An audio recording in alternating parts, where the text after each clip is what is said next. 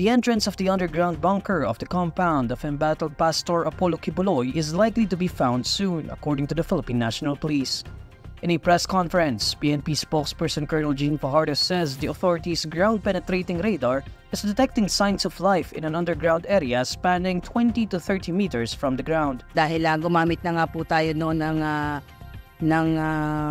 ground-breaking penetrating radar po. Ito po yung ginagamit natin kapag may mga calamity po at naghahanap po tayo ng sign of life. Meron po tayong isang area doon na ang estimate po natin is mga 20 to 30 meters from the ground at may nadedetect po tayong sign of life. So nandun ngayon yung concentration natin at naniniwala tayo na malapit na nating matumbok kung sino itong nasasagap po nitong penetrating radar po natin. Fajardo adds that the PNP has finished its search on some areas of the Kingdom of Jesus Christ compound. Gano'n na po ba kalawak? Tuloy-tuloy ito, sir.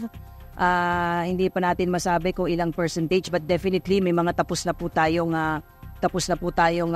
tignan ng mga lugar at mga building at magpapatuloy po ito hanggang sa matapos natin ang bawat sulok nitong napakalawak na more or less 30 hectares na compound po. On August 24, around 2,000 members of the PNP raided the Kingdom of Jesus Christ compound in Buhangin District, Davao City. Davao Region Police Chief Brigadier General Nicolas Torre III previously disclosed that Quiboloy is believed to be hiding inside the Kingdom of Jesus Christ compound. Quiboloy and his 5 subordinates are facing child abuse cases before the Davao City Court. The religious leader also has standing arrest warrants for human trafficking issued by a Pasig City Court.